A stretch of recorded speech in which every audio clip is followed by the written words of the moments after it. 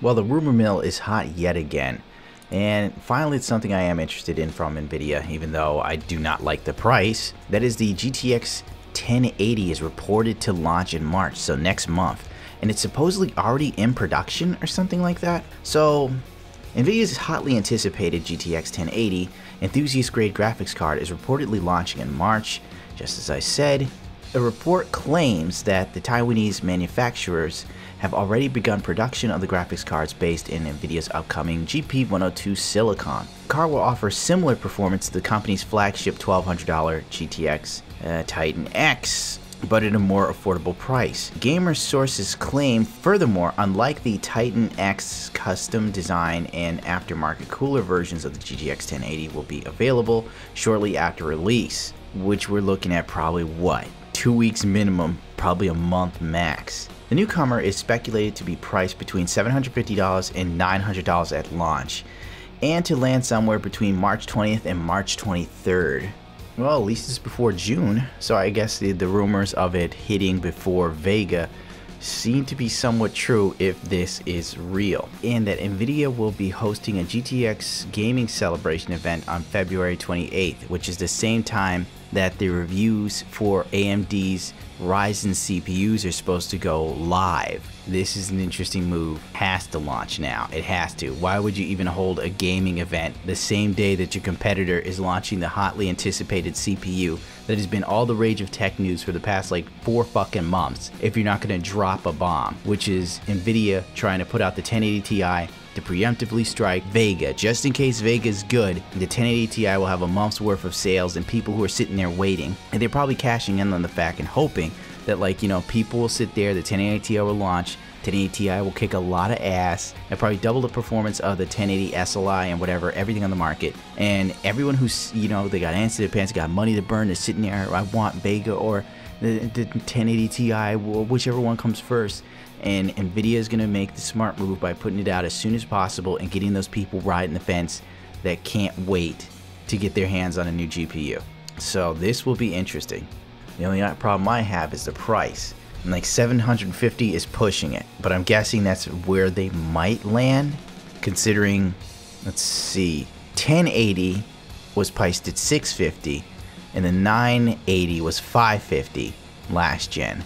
So I'm guessing if they bump this up 100, 750 would be the ballpark figure. Man, I do not like these prices. But then again, if it's up to 900, I'm not touching it. That's for fucking sure. But enough about me. As with all unconfirmed reports, I advise taking the information with a grain of salt. With that being said, here's what's been echoing in the rumor mill about the Nvidia's infamous GTX 1080. The GTX 1080 is rumored to be powered by a slightly cut back variant of the GP102.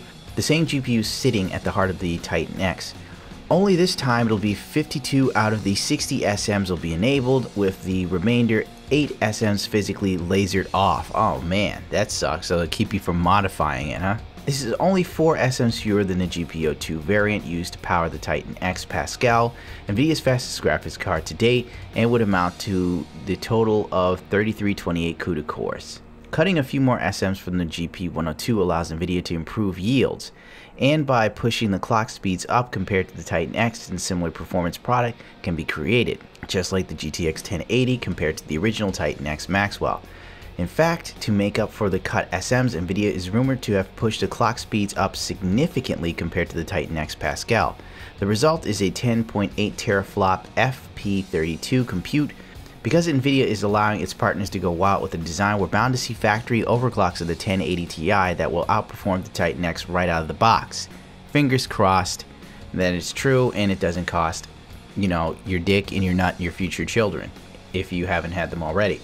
The GP102 with the 3228 CUDA cores, 12 GB of GDDR5X, 1.6 GHz boost clock, and a 250 watt TDP. God damn. At the heart of the GTX 1080 Ti, Nvidia's flagship gaming graphics card unit. Alright, let's break this down a bit faster. What do you say?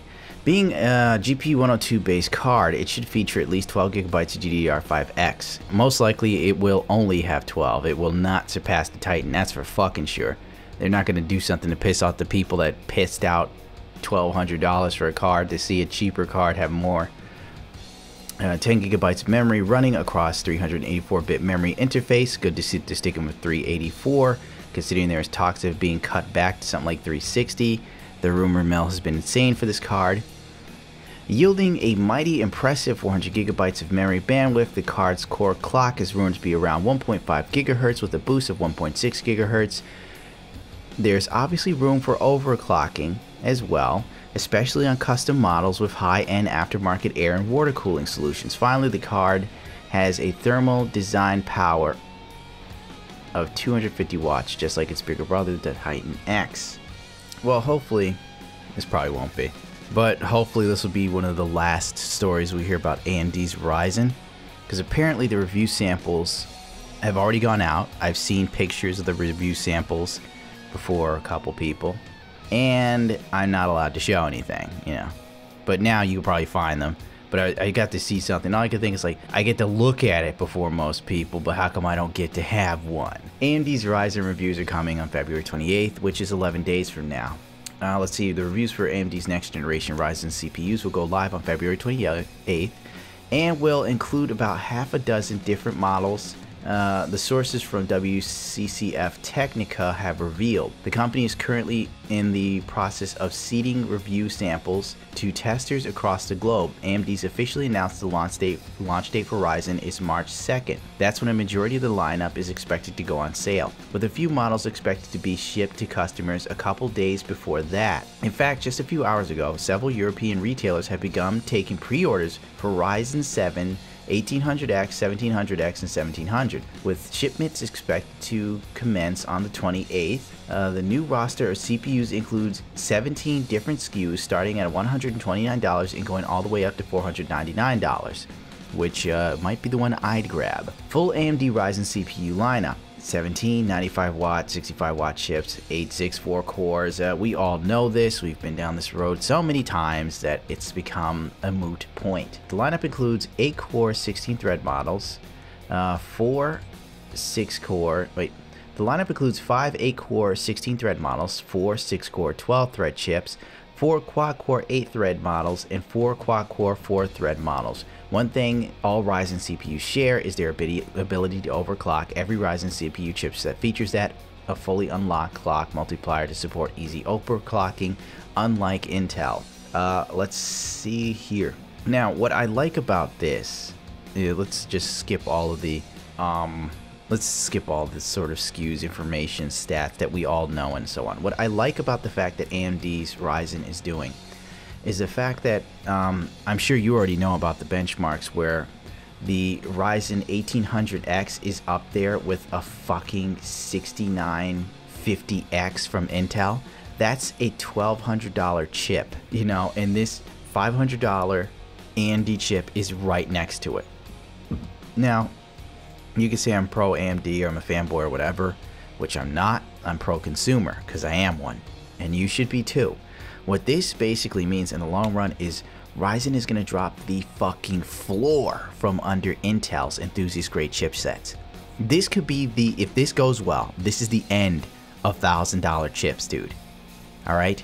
This is the end of, like, the 4-core chipset being the consumer grade model, dude. Like, really think about that. We're finally getting away from the 4-core being consumer grade. It's taken far too long, in my opinion. And as games start to use more cores, it's about time that we are open to more options to use more cores. Now, I know what you're gonna say, hey, AMD, FX 6300, so on and so forth. Yeah, but those fucking CPUs were so long in the tooth, it's sad. Now we finally have something that is affordable for the consumer. Everyone can possibly get their hands on this. If you could move a 4790K, if you could move a 6600K, 6700K, 7700K, then you could possibly get a little extra money to go a step higher and finally get that extra level of performance. And if you're someone who does a lot of video editing, photo editing, computer modeling, etc., this is a godsend, especially if you're not loaded with fucking money. You know, this is just great stuff here. And I know people are probably tired of me saying that, but I'm thrilled that something like this is happening.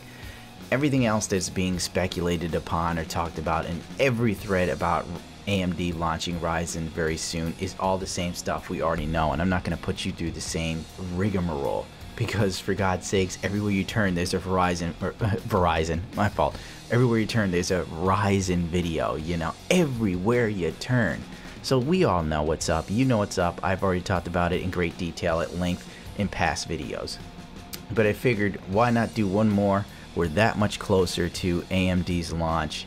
I personally cannot wait for this chipset, because I want real world benchmarks, you know? It's one thing to see this stuff on like rumors, speculation, leaks, but I want to see benchmarks from people, normal people on YouTube. You know, I'm not going to go to any like major YouTubers, because I know these companies have a habit of cherry picking stuff, you know what I'm saying? And I want to see normal YouTubers who buy this, use it, benchmark it, and then they let me know, yeah, this is it's doing its thing, this is what it is, and then I'm in. Because if it is, I will definitely switch back to an AMD MOBO and CPU. And if Vega is as good as I think it is, I'm going to sit and wait for Vega. I know everything grain of salt. I've been down this road with AMD before. But we will see if Vega delivers. If it delivers, I'm going to full AMD rig, which is something I never thought I'd do in my life. I never thought I'd go full AMD. But if they deliver, I'm in. Well, that's going to do it for me for these videos. They're probably far too long. I can actually give more of a fuck than me. You know how I roll. If you feel like rating, comment, subscribing, go ahead. If you don't, fuck it. I don't care. You know? I'm not gonna beg people. I'm not gonna sit here. Do it. Subscribe to me, please. Screw it. You know, we all got shit going on. I know what some people think. They go, fuck this guy. He doesn't have a face camera with crisp 1080p and depth of field like it's a film. Fuck him. He's not good looking like Shalazar Studios. Fuck him.